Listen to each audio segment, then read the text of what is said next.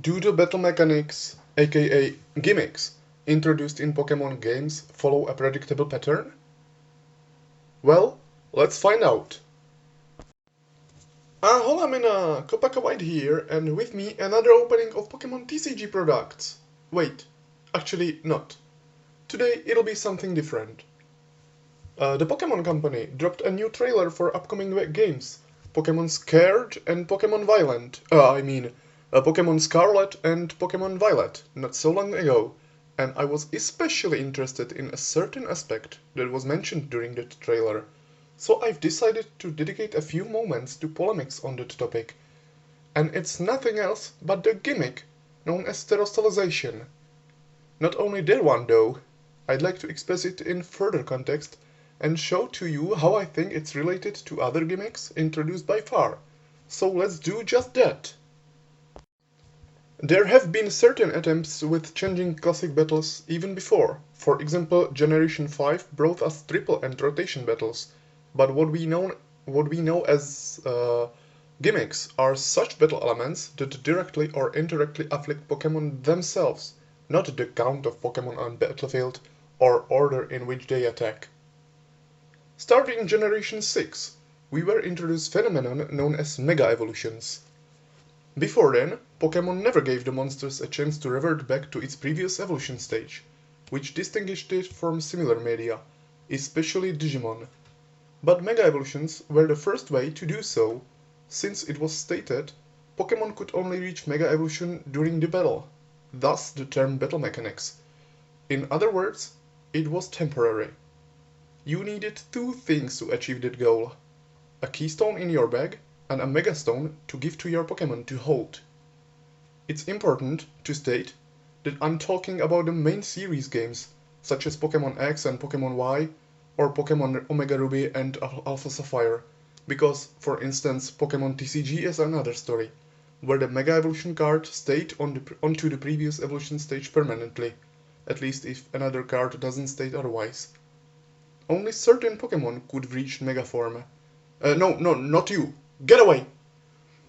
48 altogether, from which 28 were introduced in Pokémon X and Pokémon Y, and 18 in Pokémon Omega Ruby and Pokémon Alpha Sapphire. Mega Evolution changed that Pokémon's appearance and stats, sometimes even a few other details, such as ability or type, most often by adding a type to already existing, or replacing one of two types that the Pokémon had before Mega Evolving. There's also at least one case in which Pokémon lost one of its types. After the battle was over, the Pokémon reverted back to its previous permanent evolution stage, and all the other effects and changes wore off. This phenomenon lasted for an entire generation and ended up in the following one. There were Mega Evolutions in Pokémon Sun and Moon and their Ultra versions. No new though, but Generation 7 also introduced its own gimmick, which we will be discussing a bit later. The main reason why Mega Evolutions stayed in those games was the fact that the new battle mechanics didn't interfere with said Pokémon's appearance, and it was the only gimmick that did so thus far. The very next generation, Generation 8, followed the pattern and introduced its own gimmick, known as Dynamaxing. A few chosen Pokémon, 32 in total, were given a special new form known as Gigantamax form. Gigantamax was referred to as upgraded Dynamaxing, with the fact that the chosen Pokémon not only got bigger as all other Pokémon, but also changed its appearance. The main differences between Mega Evolution and Gigantamaxing were that Gigantamaxing didn't change the Pokémon's typing nor the abilities, and, unlike Mega Evolution, Gigantamax didn't even remain until the end of the battle. It only lasted for 3 turns since the start of Gigantamaxing, respectively Dynamaxing, and if the Dynamax or Gigantamax Pokémon was forced to switch, the phenomenon was gone until the next battle. What you needed to achieve a Dynamaxing or Gigantamaxing was the Dynamax band, but the Pokémon you wanted to Dynamax or Gigantamax wasn't required to hold anything, which was one other thing that distinguished it from Mega Evolving. That means if there were Mega Evolutions obtainable in those generations, even a Mega form could grow to enormous sizes. I mean Dynamax. It should be noted that both Mega Evolution and Gigantamaxing was restricted to only one Pokémon in the party, though multiple Pokémon capable of Mega Evolving or Gigantamaxing could be in those parties. You only could choose one of them to do so, and once it was chosen, you couldn't Mega Evolve or Gigantamax another one even if said Pokémon was defeated or 3 turns passed. And now, we were introduced to the new battle mechanics in the newest trailer for upcoming titles Pokémon Scarlet and Pokémon Violet, which will bring us already 9th generation of Pokémon. Said mechanics is called terastallizing, spelled with only single R in the word terra, excludes the possibility it has something to do with Earth, because it should otherwise be spelled as terra with double R. And even if we only know the basics at the moment, it's safe to assume that mentioned battle mechanics changes the Pokémon's appearance again. Not as drastically as Mega Evolution or Gigantamax form, but still. From the information dropped, terastallizing could change Pokémon's type, which will be depending on Pokémon's Terra type. Unlike Mega Evolutions or Gigantamax forms, according to mentioned information, it can be safely stated that all Pokémon will be able to access terastallization without distinction. If some of them obtain additional aspect, isn't known at the moment. To achieve the possibility of terastallizing, you need at least one thing, a Terra Orb. If the Pokémon you'd like to terastallize have to hold something isn't known at the time, so we'll see. Before we move on to the actual point I mentioned at the beginning of this video, let's return a bit back to the Generation 7th gimmick, Z-Moves. As I already mentioned, Z-Moves, thus far, was the only battle mechanics not affecting Pokémon's appearance, which was the main problem to solve in that generation, because all Mega Evolution capable Pokémon could also have the access to Z-Moves, which was unwanted by Pokémon Company. So they've decided to make the usage of the Z-move possible only if the Pokémon was holding an item, in that case a Z-crystal, which clearly interfered with the chance of becoming a Mega form, because this was only possible when the Pokémon was holding a Mega Stone, with the exception for Rayquaza for obvious reasons. And since the Pokémon itself cannot hold more than one tool, it only could become either Mega form or use a Z-move.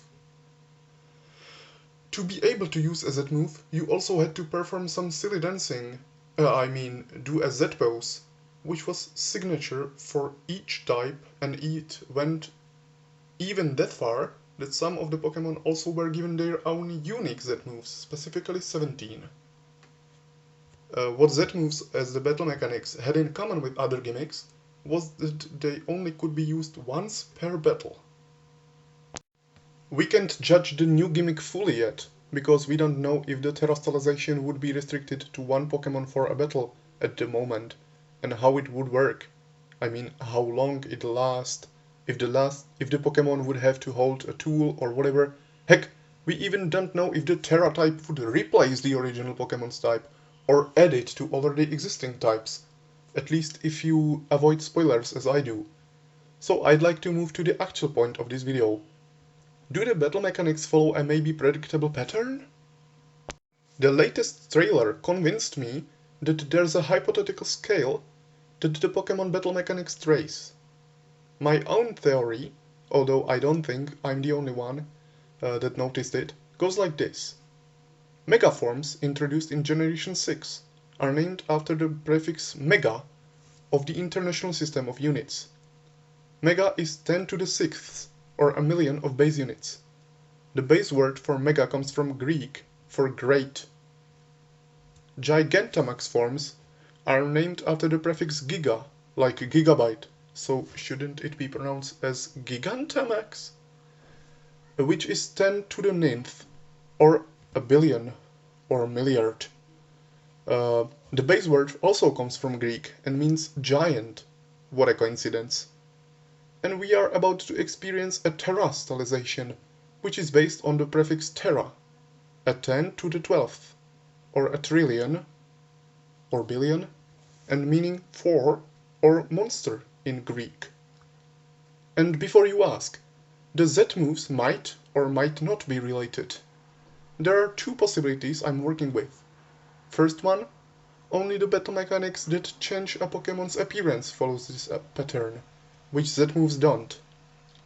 Or, Pokemon just skipped through a few orders of that scale and chose a letter they liked at the time, Z, which, in its capital form, stands for zeta, a 10 to the 21st, so a sextillion or trilliard, which has a Latin based meaning 7. If it is really the case, or just a coincidence, shows us time. I assume there will be a Gen 10 in few years, so keep in mind this video and come check it out when the 10th generation come up. Because if the battle mechanics follow that hypothetical pattern, we will be getting something with the prefix beta, which is a 10 to the 15th. The base word for this prefix comes also from Greek, penta, meaning 5, or like for example a pentagram or pentan, an alkane with 5 atoms of carbon. Coincidentally enough, it would also be a 5th battle mechanics when it comes out. I mean if it comes out, of course. There's always the possibility for Pokemon to come to an end, and when the number of introduced Pokemon very probably reach a 4-digit in this generation, who knows if it is in the last one.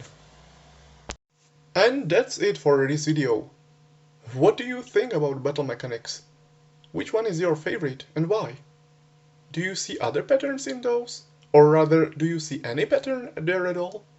If the hypothesis I've mentioned is valid, what do you think will be the name for that gimmick?